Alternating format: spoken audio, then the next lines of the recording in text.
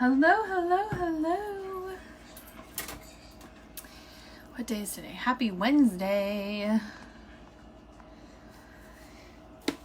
This is like the longest week ever. I just realized I look a hot mess, y'all. Holy smokes. Just a little bit. Hey, zip it over there.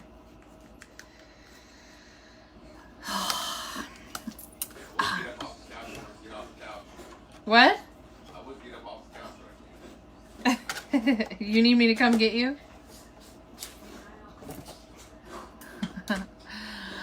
Oh my gosh. So hello. I'm sorry we didn't go live yesterday. We literally went to bed at 8 o'clock last night. I had literally had it. I was so done with yesterday. So as you guys hop on, ooh, this is dark. Say hello. Let me know where you're coming in from. Happy Wednesday. Your week is now officially half over. Y'all. So some of you, if you've been following along, I brought Ricky home from the hospital on Monday. And then yesterday, we, I don't even know what we did yesterday.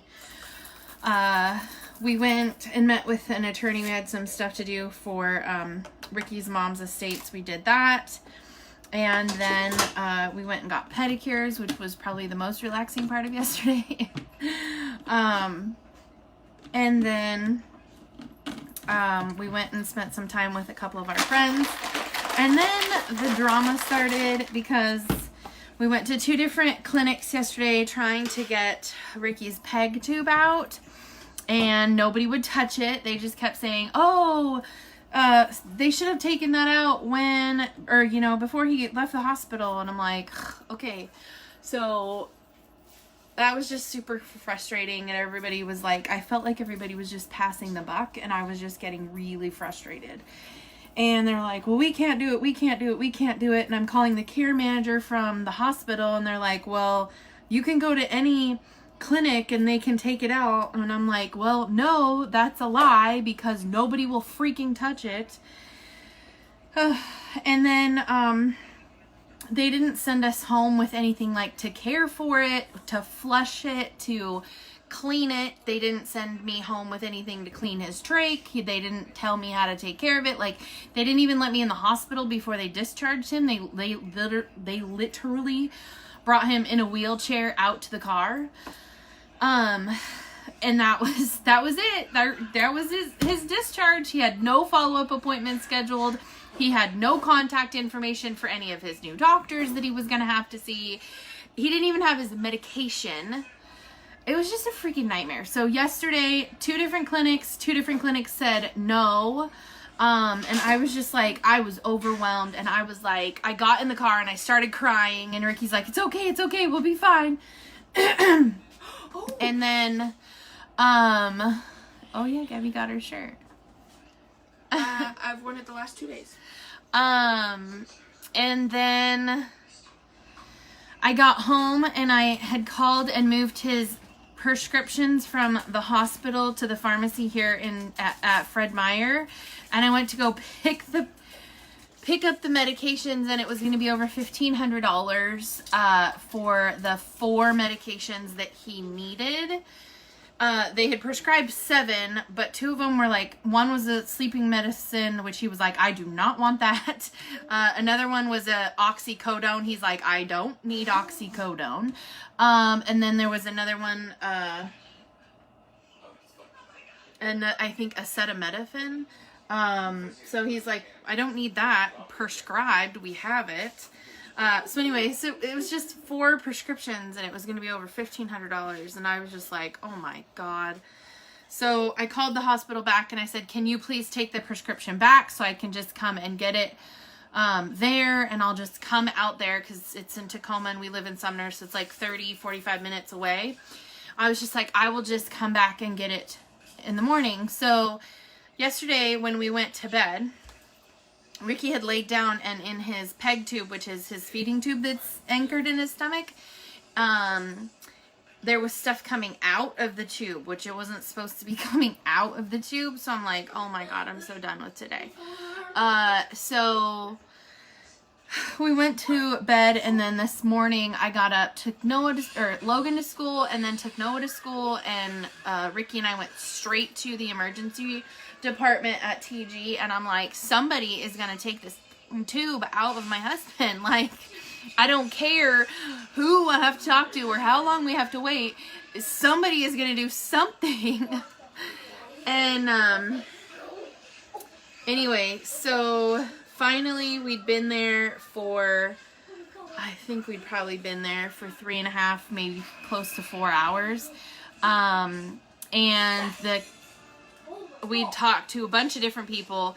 The ER doctor was like, I'm not touching that. And I'm like, somebody's gonna touch it. So finally the care manager who was in the emergency department today opened the file and came and met with us, and she was like, Ricky's like, this has just been a cluster F since the beginning. And she goes, oh good, that's what I called it when I opened the file. And I was like, oh God. Like, okay, well at least she agreed. So finally we'd been there, I'm pretty sure we'd been there close to 4 hours by the time the nurse practitioner came and got us. And she was like, well, I can take care of one thing, and the other thing, I'm probably going to give you some news that's going to irritate you. And I was like, I was already irritated. Like, what news could you be giving us? She's like, I can't take the peg tube out, but I can take the trach out. And I was like, great. So she showed me how to take care of the peg tube, gave me a thing to flush it every single day. And yeah, and the most important thing was she explained to us why we couldn't have it taken out yet. Ricky has to actually have it for another 4, almost 5 more weeks.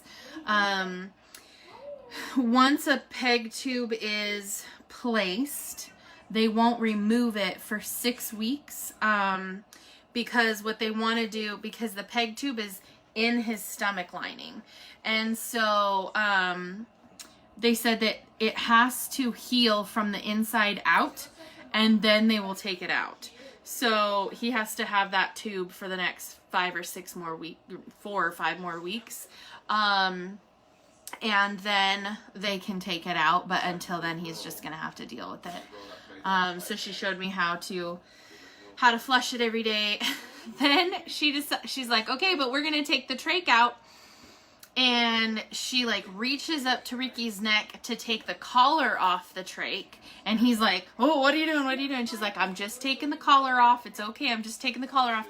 Well, she took the collar off, and it was still hanging on the front part of the trach. And her phone rings. She literally grabs her phone out of her pocket, answers it. And I'm sitting there watching, and the trach fell out. And I was like, and Ricky's like, I'm just like, oh my God.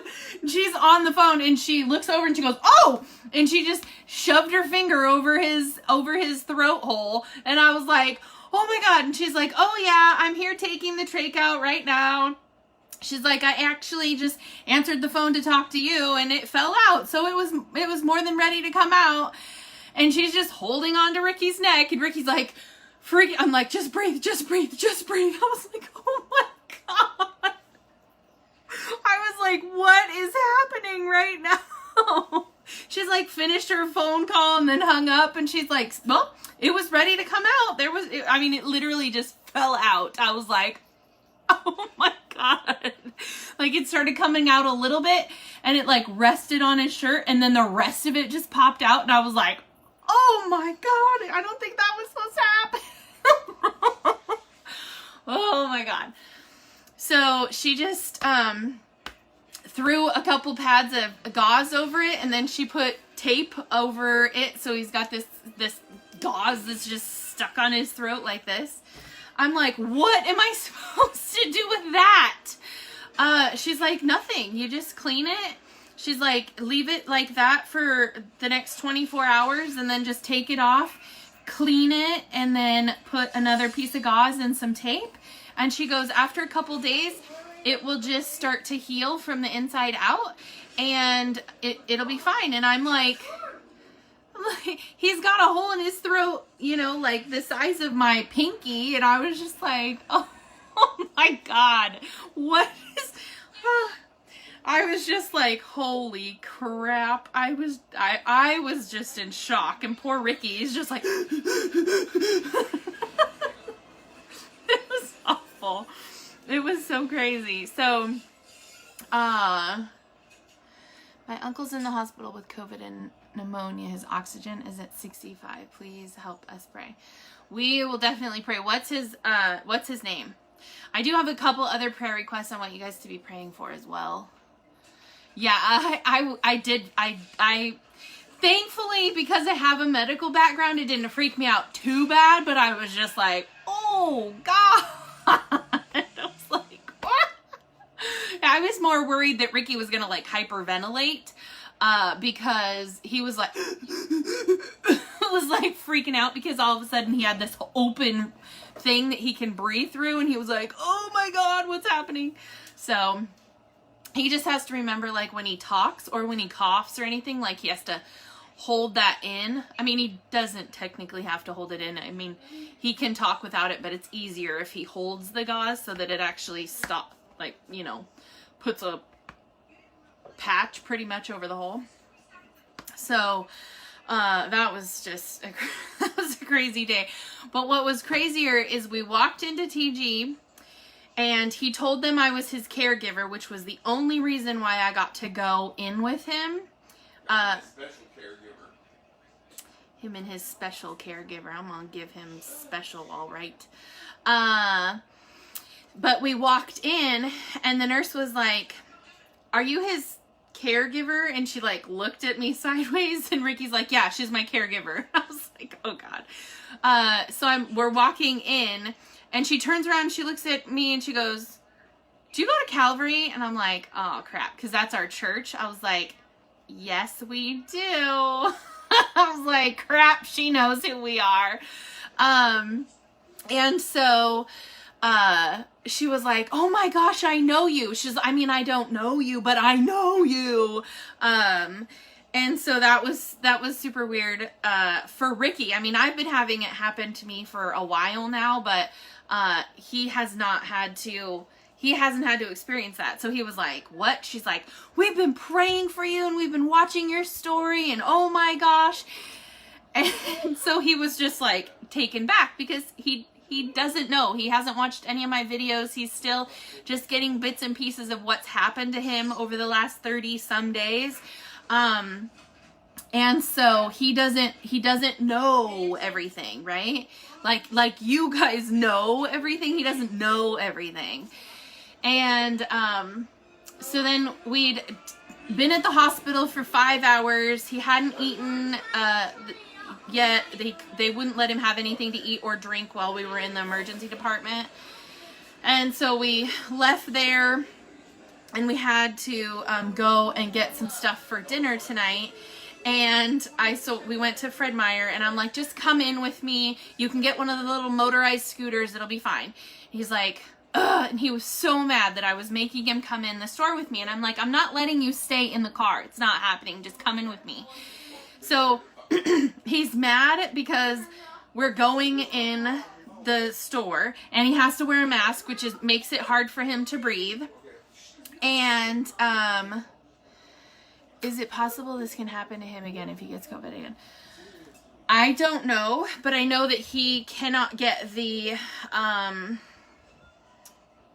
vaccine for at least 3 months because he had it so bad right now that they told him he can't get it for at least 3 months because it might make him sick. So, I don't know. So, he comes in with me. He's got his mask on. He's like, just get a cart and I can push the cart and then we'll just walk slow. You know, it'll be fine. Well, as we're walking in, He's like angry. He's mad I'm making him go with me. He's like, don't hold my arm. And I'm like, fine, I'll just knock you over. I mean, I can just push you and you'll fall down. Like, if you don't want me to help you, that's fine. Like, he's being just a jerk. And this lady's pushing her cart, and she goes, oh my gosh, I never do this, but I feel like I need to tell you. And we're like, tell us what? She's like, I know you, but I don't know you. And I was just like, oh, here we go again. She's like, I've been watching your story and I've been praying for you. And she's just like, I'm so in awe of you guys and how hard you fought to get back to your family and how, you know, she's been watching my faith through the whole thing and all this stuff. And I'm just like, I'm cracking up because I'm like, every time he starts to get a little bit squirrely and he's a little bit cranky, God's like, listen here. I'm just like, I'm cracking up because I'm like, oh my God, here we go again. And Ricky's like, oh. So I was dying. I was like, see, here you are being a butthead to me. I was cracking up. I was like, it can't get any better than that. I was just dying. I was like, oh my gosh, it is so funny. I'm like, yeah, God's gonna give him the smackdown for sure.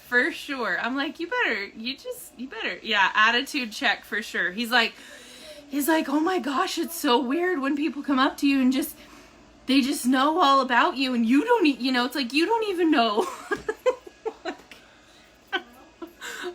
I'm cracking up. I'm like, oh my Lanta. It's just so funny. Anyway, but we didn't do our devotion yesterday with you guys. So God has a plan for us too. Yeah, the plan is for me not to shove my husband down on the ground. Hey, not fair ganging up on me. Oh, what? Jesus and me? We're ganging up? Oh, yeah. What? Yeah. What? Yeah. Are you coming over here? I can't do that. Oh, hold on, guys. I gotta go get him. Hold on. I'll get him. What? You said he doesn't want to. No, come on. You said he doesn't. We can do our devotion. Watch out now. Hey, ready? 1, 2, 3. You're sitting on the remote. Are you freaking kidding?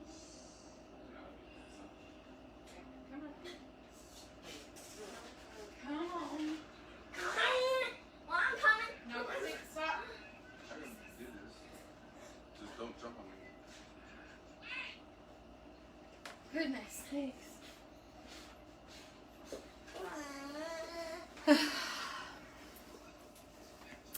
Yeah, the kids are watching. Yeah, he's on the couch. So Picking on me. this is. Oh, you can't Esther's see. picking on me. There. I expected Esther to be on my side. Jeez. So she literally took it out and just shoved a piece of gauze on it and then some tape over the top. I was like, oh my gosh.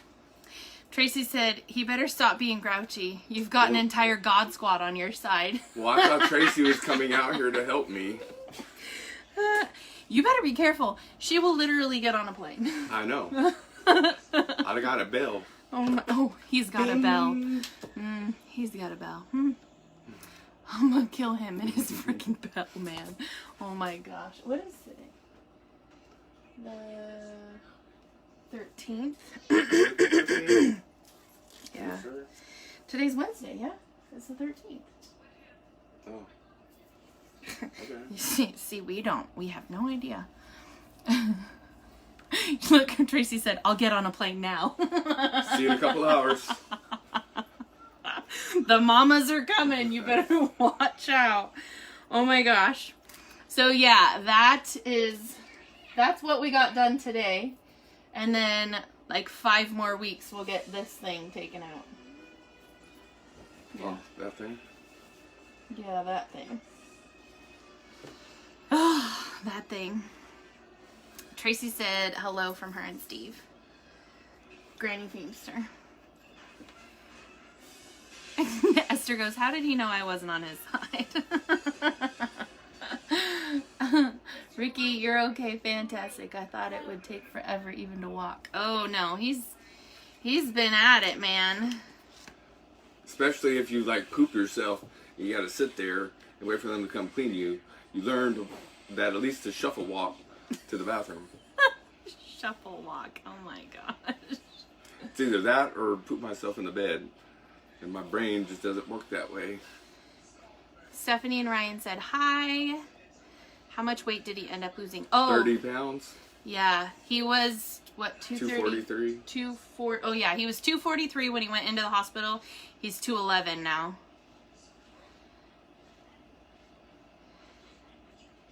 That's okay. Marlene will make me some food. Marlene will cook for you, and Yeah. Tracy will Exactly. be your nurse. Yeah. Good. I could have a couple days off. Exactly. You're gonna need it. Oh my gosh. All right. So we haven't done our devotion for the last 3 days. Are you going to read yours? Yeah. Okay. So for mine, this one's mine. It says, be still and know. So this one is from the 11th, which was Monday. Why are we not just reading the 13th? Oh, do you want to just do the 13th? Well, because we're behind, but that's okay. We're just going to skip to the 13th. Okay, fine. Tracy said, give him some pancakes. I tried feeding him pancakes yesterday, I only and he like didn't blueberry eat them. pancakes. I don't do normal pancakes or chocolate chip. They have to be blueberry pancakes, That's true. or I don't want it. I did make him spaghetti today, though. You know, and it sucks because I can only eat like that much. Yeah. All right, so we'll skip ahead just for today. So this one's mine. It says, knowing the shepherd. My sheep hear my voice, and I know them, and they follow me. I give them eternal life, and they will never perish, and no one will snatch them out of my hand. John 10, verse 27 and 28.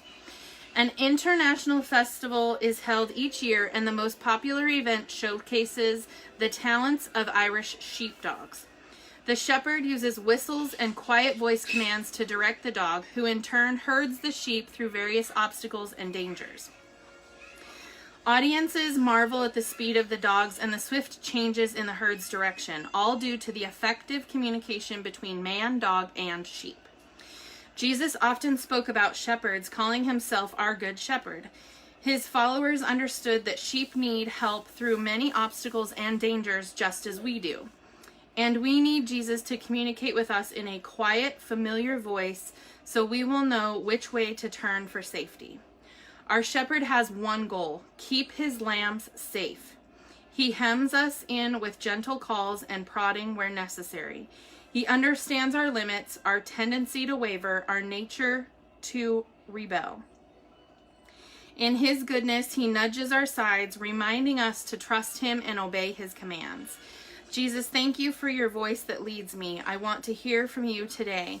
I sit quietly and wait for you, knowing you always have the right thing to say. Whoa. Yeah. I love that song where he leaves the 99 to go after the one sheep that strayed from the herd. I absolutely love that song, because it's like, it doesn't matter how many he has in his herd, he's always going after that single one, that one that gets loose or that one that strays away. And I love that, because so many of us, like, even though we want to be part of the herd, we'll pull ourselves away, or the devil will get in there. And what was the thing that Jason was talking about when last weekend service, the pastor said, if the devil can't get you on his side, he'll make you busy. Yep. But that wasn't it was like, if the devil can't make you his, he'll make you busy, or something to that effect.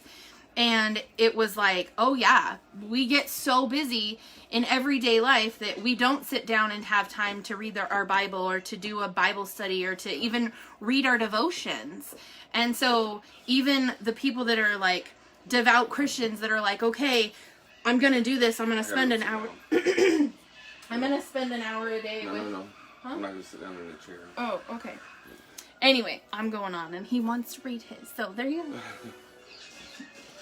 Well, no, this book was given to me by a good friend, Chris in Clinta.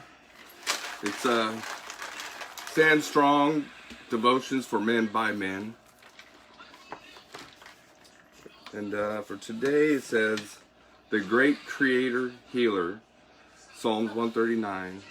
I praise you because I am fearfully and wonderfully made. Your works are wonderful. I know that full well. A few years ago, I had a rather serious skiing accident and severely tore the muscles in one of my legs. In fact, my doctor told me that the tear caused excessive bleeding. The healing process was slow, but during that time of waiting, I found myself in awe of our great Creator. I've wrinkled a few car fenders in my lifetime and dropped more than my allotment of dishes. They've always stayed broken. Not so with my leg. As soon as the tearing of my muscles occurred, the internal healing mechanisms that Christ created in my body went to work. Invisibly, down deep in my throbbing leg, the medics of His marvelous design were mending the tear. Before long, I was up and running again, with a whole new sense of what the psalmist meant when he said that we are fearfully and wonderfully made.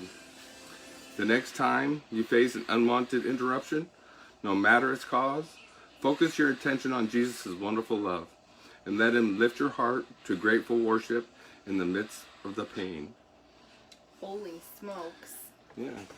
It's kind of like what I'm going through. Right? Like, that couldn't have been more perfect. Mm-hmm. That's crazy. That was great. That's crazy that that's the one he comes home to read. Like what? Holy smokes. That's crazy. You okay? Yeah, You I'm gonna go sit? sit down. You got it? Yeah. Until tomorrow, Until tomorrow. I'll do. And I'll be waiting for you, Tracy. Oh my gosh, you guys, that's crazy that is, and the title was The Great Creator Healer. That's so crazy. Y'all know that he can do great things because you watched it. You watched it happen. Like, literally, he's walking. Like, everybody that comes in contact with him that was in the hospital that saw him when he first came into the hospital, they're like, you're a freak of nature. And he's like, no. I'm a child of Christ. Like, I'm not a freak of nature.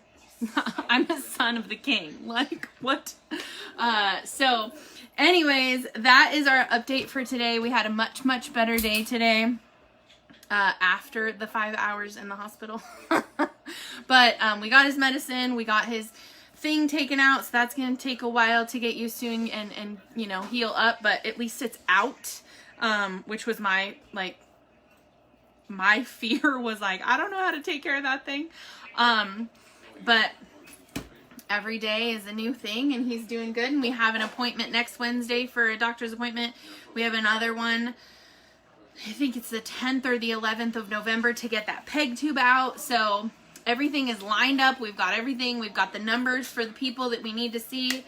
So it's all the way it's supposed to be. So new song we sang, Don't You Tell Me He Can't Do It. Oh, yeah. Well, and it's funny because, you know, the whole time that Ricky was in the hospital, my anthem, you know, was My Jesus. Like, let me tell you about my Jesus. Like, let me tell you what he can do. Like, I don't even have to tell you anymore. Like, you can see it, right? You can see what he can do.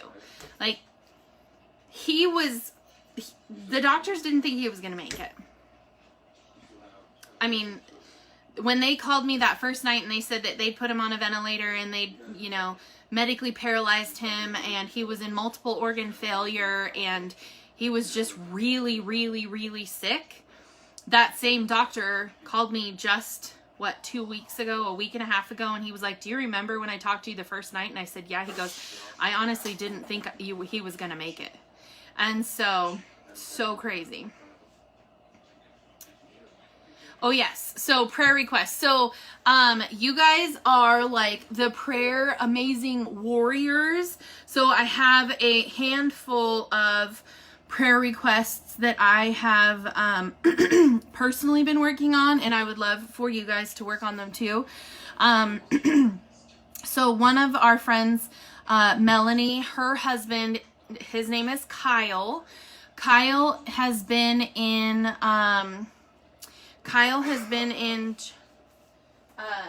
ICU with COVID pneumonia 1 day longer than Ricky. He actually went into the hospital on the 7th of September. Ricky went in on the 8th. He had to wait until after his birthday because that was the 7th. But Kyle went in on the 7th of September. He is still in the hospital. When he started in, he was just on oxygen and they were treating him, and he rapidly got worse. So right now he is in ICU on a ventilator, and he's getting close to that 3-week mark where they're going to have to make a decision to do something with the trach or put in, do something with the vent or put in a trach. And so if you could pray for healing over Kyle's body, and just give Melanie the strength that she needs. She's tired. She's worn out physically, mentally. She's just exhausted. So if we can pray over them. Jot Wilcox, also with COVID, and in the hospital. And then there is one more. This one's a little bit different, y'all. We have a baby in the NICU. They were born at 24 weeks. They're now 28 weeks, but the baby has pneumonia. That baby's name is Oliver King. So if we could pray that God will heal his little body and help him get strong and keep mom and dad strong as well. I know it's really, really hard, especially right now. Only one of them can be with him in the NICU. And their first time parents, they're really, really, really scared. So if we can pray for them as well, they're really scared. So, Jot has been in the hospital 4 weeks now. He's got pneumonia and COVID on the vent. So it sounds like Ricky. So Ricky had COVID pneumonia, and was on the ventilator with his multiple organ failures. So we've seen it happen. We've seen them come home. I mean, Ricky came home. So definitely, it can happen. I would be done a long time ago. What? Oh, I'm talking to them customers. Oh.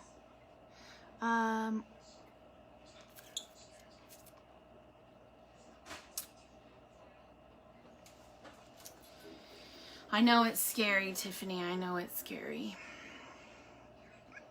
You just have to give it to God and let him take over. You just have to keep praying.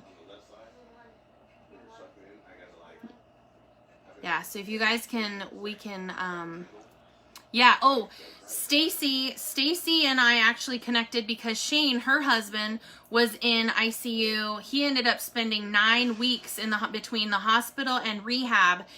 But he had COVID, and he's home, and he's doing great, and he's 100%, well, maybe not 100%, but he's definitely on the mend. Pastor Omar is in the same situation as Ricky. Does Pastor Omar have COVID too?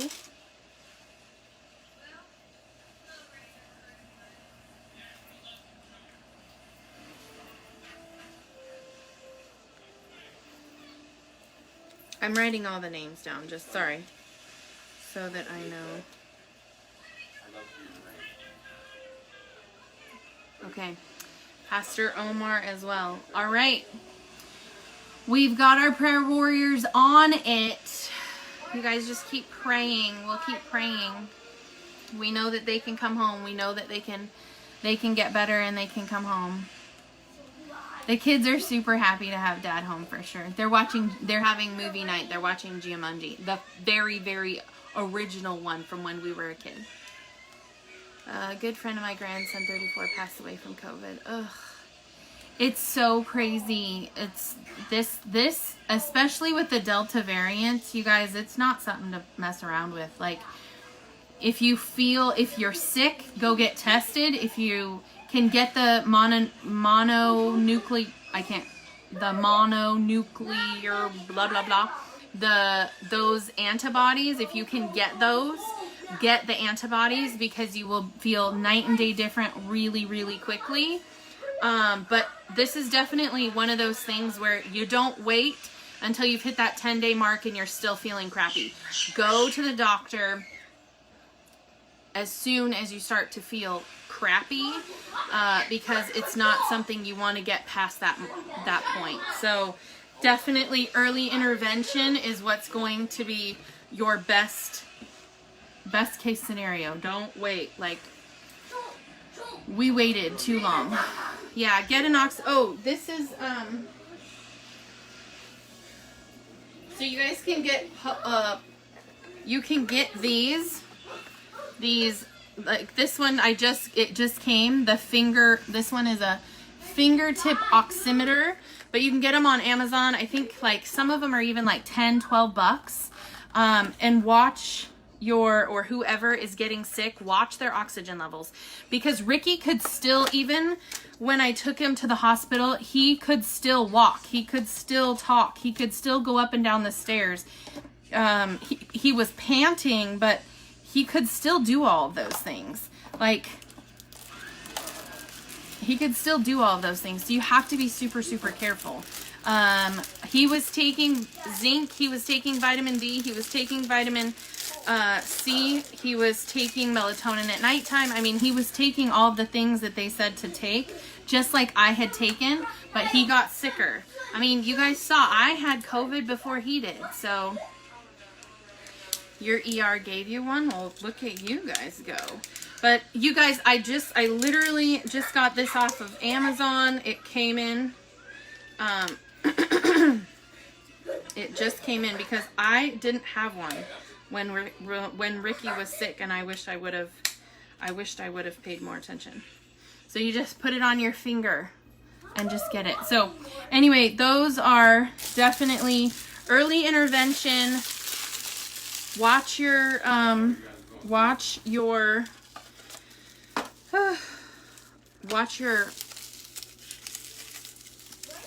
yeah, and if you can get ivermectin, I know a few people have gotten ivermectin from their doctors even prior to them getting COVID. They just called and asked for a prescription of it so that they could have it on hand.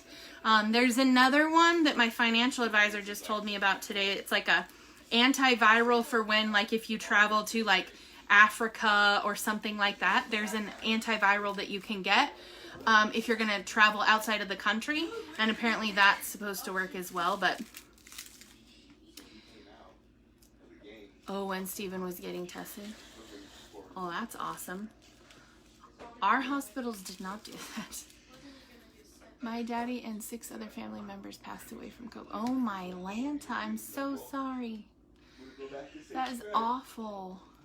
I just, another friend of mine on Facebook, her father-in-law had COVID, and then they sent him home and he was doing okay, but then he had something go on with his heart and he actually passed away last night. So I'm just like, oh my gosh, it's so crazy. It's so crazy. I can't even imagine. There's just so, like, my whole Facebook is people just so sick or passing away or losing loved ones. It's definitely not something to mess with, and we will definitely be praying for for all of the prayer requests, because it's I honestly think it's some of the only ways that people are coming home is just prayer. It's just this sickness has just gotten way too out of hand, and God's the only one that can fix this. But anyways, not to bring your night down, y'all. But I love and appreciate all of you. Thank you all for hanging out with us. Thank you all for praying over us, bringing him home. Because if it wasn't for you guys, I don't know if we would have been that blessed. So anyways, thank you so much. We love you all, and have a great night, since it's after midnight in some places. So thanks for hanging out with us, and we will see you guys tomorrow. Bye.